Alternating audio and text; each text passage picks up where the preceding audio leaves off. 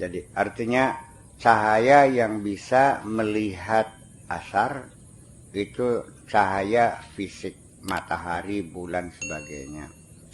Yang bisa menyebabkan dengan adanya cahaya mata kita bisa melihat sesuatu. Ketika kita berada dalam kegelapan, maka mata kita tidak berfungsi. Karena mata itu bisa berfungsi, bisa melihat sesuatu yang fisik kalau ada cahaya. Cahaya fisik, lampu kayak neon apa saja. Basiroh pun sama, mata hati kita juga sama saja tidak akan bisa melihat ketika hati kita tidak disinari, ketika hati kita nggak ada sinarnya. Hati ini peteng jimat bisa ndeleng apa sirane. Jadi artinya bahwa potensi basiroh itu sendiri pada setiap diri manusia itu ada, dan dia itu punya potensi untuk melihat basiroh itu. Mata hati bisa melihat. Tetapi kondisi hatinya yang berbeda. Ada yang gelap, ada yang terang. Bisanya melihat karena hatinya terang. Orang yang punya mata pun sama.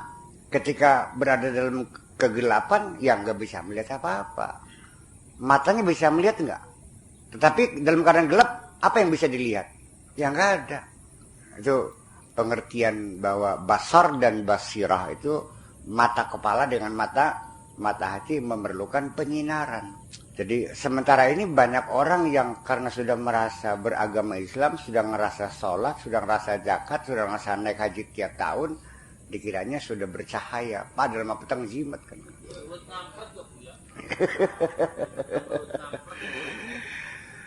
Buktinya apa petang jimat? Masih ada bener-bener tangga.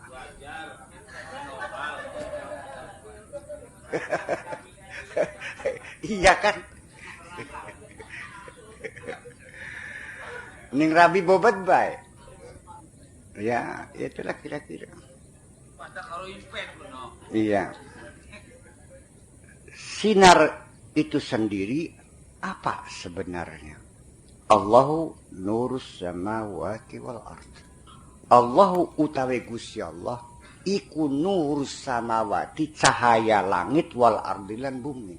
Saking ngati-ngati ahlu syariah, para mufassirin, supaya jangan mengatakan Allah adalah sinar. Nurus samawati bukan khabarnya lafzul jalalah, tetapi Allah khaliqun nuri. Allah yang menciptakan cahaya. Ya sepujaran pun terserah kan, sah-sah saja kok. Iya kan? Seperti juga orang menafsirkan yadullahi fawqa aidihim, tangan Allah di atas tangan mereka, supaya jangan ada imajinasi Allah bertangan, berkaki, berkepala seperti manusia.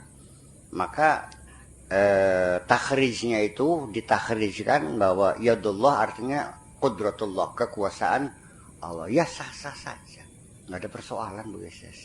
Kalau niatnya niat bener mah niatnya jangan sampai visualisasi Tuhan ya gitu, secara fisik. Tetapi ketika orang yang mengatakan yadullah itu benar-benar tangannya Allah, Allah punya tangan juga, bagi saya nggak ada masalah. Yang penting aja tukaran gini.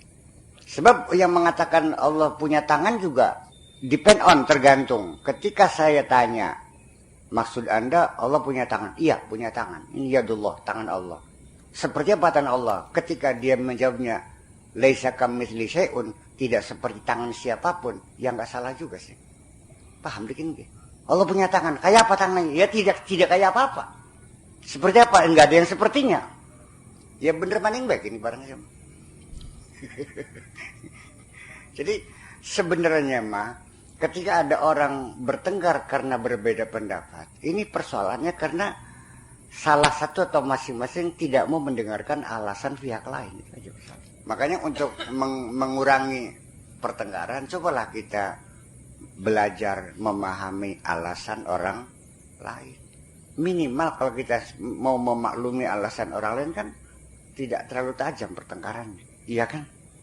Ya umpamanya antara yang berkunut dan tidak berkunut. Wis aja ngotot. Kanjeng Nabi mah beli kunutan sembayangku. Sidane kapan ketemu nih? Nabi Muhammad dulu baca Fatihah tuh nggak ada basmalahnya. Tuh sih ketemu nih kapan? Anu aja pernah ngimpi, ya bakal ngimpi aja nggak dalil. Dalil nggak ngimpi sih udah ben. konon. Apa kapirai ku? Kopi asam. Ya. Jadi di penghujungnya bahwa nantinya ketika hati kita itu bersinar, siapa yang menyinari? Ya tetap Allah juga. Dan secara fisik tidak salah kalaupun mengatakan Allah adalah cahaya.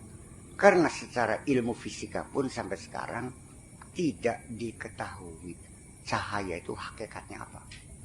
Para ahli fisika sampai sekarang masih belum bisa memastikan alam semesta ini kan terang, padang. Dari mana datangnya cahaya itu? Petang sotan yang alas sih, bahkan di rumah ya langkah petangnya padang. Dari mana sumber cahaya itu datangnya? Nggak ada yang tahu. Pokoknya cahaya yang ada di alam semesta ini dari mana datangnya? Bukan dari bulan, bukan dari matahari, bukan dari bintang. Sebab bintang tidak akan menerangi alam semesta kok. Matahari yang terang benderang kan bagi bumi. Alam semesta mah ya merupakan kelip-kelip bintang juga, dan itulah bintang. Matahari kita ini adalah bintang yang sama dengan di atas yang kelip-kelip itu. Jadi menerangi alam itu bukan matahari, bukan bintang, bukan bulan. Dari mana? Ya nggak tahu. Dan bagi wujudnya, jenisnya, cahaya seperti apa? Ya tidak seperti apa-apa. Yang kita lihat itu bukan cahaya, tetapi pantulan dari benda yang tertimpa oleh cahaya. Cahaya nggak bisa ditangkap dan tidak bisa dilihat, tidak bisa dirasakan. Cahaya alam semesta maksud saya, bukan cahaya. Ya. Jadi tapi kalau orang yang khawatir kalau seandainya Allah disebut dengan cahaya sehingga Allah khaliqun nur samawati, tafsirnya gitu ya, sah-sah saja silahkan. Kalau niat lebih aman. Ya karena pada waktu itu secara fisika juga belum bisa dijelaskan cahaya itu apa sekali. Karena belum didukung oleh pengetahuan yang lain. Jadi ketika orang menafsirkan Al-Quran itu selalu dengan temuan-temuan ilmuwan baru itu ternyata direvisi. Revisi terhadap tafsir-tafsir itu selalu dilakukan. Ya pada zaman dahulu kala orang menafsirkan langit bumi itu kan disangga oleh kijang, oleh banteng ya, oleh sungunya banteng. Bantengnya naik ikan, iya kan? Ikannya di atas air. Akhirnya di baskom. Baskomnya di mana? Rumahnya di mana? Di Peragak lah kan. Iya. Ya itu penafsiran pada zaman dahulu kala ya. Ada lagi yang mengatakan bahwa matahari kalau terbit itu ditokna sing kantongnya malaikat. Kebak-kebangnya di kantongnya malaikat kan. Dan di kitab tafsir juga mengatakan bahwa banyak tafsir yang periode pertama itu bumi itu mendatar. Wa ja'alnal arda firasya itu artinya bahwa terhampar kayak permadani, artinya anan jeblos sama anakku. Iya. Ketika itu orang belum mampu menafsirkan wa kullun fi falaki yasbahun. Wal qamar qaddarnahu manazila hatta adakal la syamsu yanbaghi laha an tudrika qamara wal lailu sabiqun. Ya, semuanya berenang di fi falaki yasbahun di alam semesta ini. Ya belum situ. Jadi kalau orang-orang mufasir zaman dahulu itu masih belum mengerti bahwa bumi itu bulat ya wajar. Iya kan? Ya jangan disalahkan dong. Jangan menjelek-jelekan, jangan menyalah-nyalakan orang zaman dahulu. Karena kita juga bisanya segini ya karena jasanya mereka juga. Adapun kesalahan itu adalah sifat manusia. Sekarang juga saya berpendapat mungkin benar. Begitu pada generasi mendatang, 10 generasi akan datang, mungkin pendapat saya diketahui orang kok. Ya aja salah Bu ya karena teori kan. Terjadi kan. Jadi sekalipun ilmu fisika tetap di penghujungnya ini adalah keputusan sementara. Apabila nanti ternyata ada kekeliruan, maka akan dilakukan revisi lagi kan begitu misalnya. Jadi maka semua itu adalah zunun, termasuk hukum juga al-fiqhu zunun, dugaan, bahkan dugaan wajah ngotot, bu bener mau beli barang emang. Ya tetapi untuk kehidupan beragama sudah menjadi alasan ketika orang menduga kayaknya masih senggolan batal.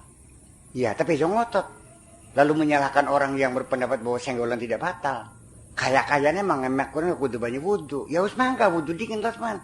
Kayak bakal anak orang berkeyakinan nggak usah wudu lagi, jangan disalahkan dong. Sing salah sing beli maca Quran. Iya kan? Tetapi saya melihat dari sisi yang lain, mumpung kelingan, ternyata dari dua pendapat yang melihat bahwa Al-Quran memegang mushaf harus wudu, dan ada golongan lain yang pegang mushaf tidak perlu berwudu lagi. Ada dua beda. Sing ngomong kudu wudu ki, beli yang maca Quran. Malah sing beli wudu sing luwih rajin maca Quran. Sebabnya apa? Perhatiin wudunya. Ya iya. Lo enggak, Pak? Beli ngantong Quran enggak? Kudu wudu sih. Saya bekas yang beli wudu mana ya Quran di kantong nih. Di mana saja dia baca. Ini saya bersifat faktual ya. Orang yang pegang Quran tidak berwudu lagi lebih sering baca Al-Quran daripada sing berhenti ya pucari sirah pun. Kita mah beli nyalak mana-mana mene. Saya berwudu, kan begitu. Tetapi juga tidak boleh menyalahkan orang yang tidak berwudu. Itu aja persoalannya. Tetapi ketika ditanya mana dalilnya bahwa pegang mushaf itu harus berwudu, saya tidak menggunakan ayat la yamassu ilal mutahharun, karena ayat itu bukan menunjukkan wajib berwudu. Paham belum? Ayat itu menunjukkan bahwa la yamassu ilal mutahharun, bahwa orang yang jiwanya suci, yang bisa tersentuh oleh keindahan Al-Quran itu. Cuma yang kasar, karena lanya bukan lanahin, lanafiyah. Al-mutahharatu qulubuhum, orang-orang yang hatinya suci. Seperti Abu Bakar kelasnya, kalau baca Quran sambil menangis, terharu, cerita swarga, ya, ikut senang, cerita neraka, meriang-meriang gitu, menyentuh perasaannya. Gitu. Kalau sesirakan ya, itu kira-kira. Jadi nanti ketika orang itu basirohnya sudah berfungsi, ya saya kira ya sudah punya kecerdasan spiritual yang tinggi, dan pasti tidak akan lagi pernah bertengkar persoalan-persoalan furu'iyah seperti, bahkan sampai kepada perbedaan agama pun nggak ada masalah. Kalau siapa tuh ribut ya, memin kan mah, itu bukan urusan agama, urusan dunia tuh mah. Urusan dunia. Lakinna nurul basaril hissi la yastaqillu bi idrakil mu'assir fil asari. Tetapi cahaya basar, cahaya mata fisik ini tidak berdiri sendiri, tidak secara independen, la yastaqillu bi idrakil mu'assir. Tidak kan secara independen bisa menangkap perangsang. Menangkap perangsang. Mu'assir itu perangsang. Ini HP. Kita melihat HP. HP ini namanya perangsang. Saya minum kopi, rasanya manis. Dirasakan oleh lidah. Manis itu sebagai perangsang. Duduk merangsang, seks duduk. Perangsang itu artinya sesuatu yang ditangkap oleh panca indera kita itu. Fil asari, pada bendanya itu, malam tamuddahu al-anwarul batiniyatul aqliyah. Selagi tidak disuplai, selagi tidak didukung oleh cahaya batinah akliyah. Ini termasuk jaringan saraf. Karena di sini mungkin ilmu neurologinya belum sampai ke sana. Yang penting anwar batinah artinya jaringan saraf, neurologi sendiri yang bisa menangkap.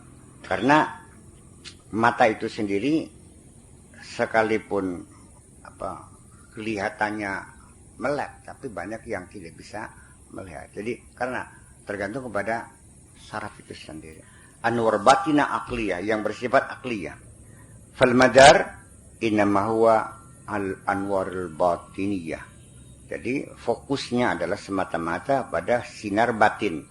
Wa ammal hasiyah famudrikatun likulli ahadin hatal bahaim. Adapun pandangan mata hissi fisik, famudrikatun, dia bisa menangkap semua perangsang, ya, bisa mampu melihat likulli ahadin, siapapun bisa, hatal bahaim, satuan pun, binatang pun bisa. Binatang melihat, fala khususiyat laha, tetapi tidak ada pengertian secara khusus. Wabillahi taufiq. Saya jelasin.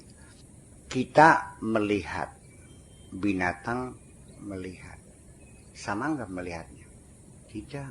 Kalau kita melihat ada pemahaman. Karena itu batiniyatul aqliyah. Ya, jadi kemampuan rasio kita menangkap lalu dikirim ke saraf otak, dianalisa, ya kan, lalu menjadi suatu sikap. Ketika yang dia itu macan dikirim ke otak, otak memproses, macam binatang buas bisa merekam manusia, lalu memerintahkan kepada kaki dan tangan kita melarikan diri. Dan itu terjadi dalam waktu yang sesingkat-singkatnya, secara refleksi. Iya kan? Kemudian juga sesuatu yang bermanfaat, juga sama.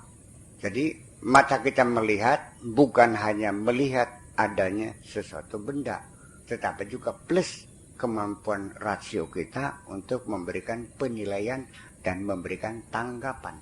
Garap nagih utang, ternyata lagi banyu matan wonge ke. Beli sita lagi ke. Ketemu beli wonge. Ketemu. Tapi mata berkaca-kaca. Mungkin dalam keadaan sedih. Langsung nagita disiasati dulu. Disiasati dulu. Kenapa? Ternyata barusan kematian anak. Di situ ada pertimbangan. Nagita beli. Wah pantas tak beli. Nagi wong selagi paten. Di situ kan melihatnya kita kan punya kemampuan. Jadi kemampuan melihatnya sama, tetapi fungsi yang berbeda. Di sini artinya bahwa kita kembali kepada kajian linguistik. Sesuatu kata kerja, ketika yang melakukannya itu orangnya berbeda, pasti kualitasnya berbeda. Taryono ngomong, Pak Yance ngomong. Materinya sama, beda nggak bobotnya? Dari mana datangnya bobot berbeda?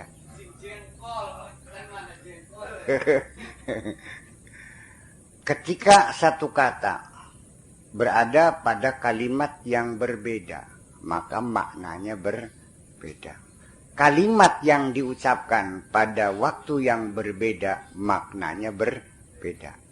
Kepada bicaranya kepada siapa ketika yang diajak bicara berbeda, maka maknanya pun berbeda.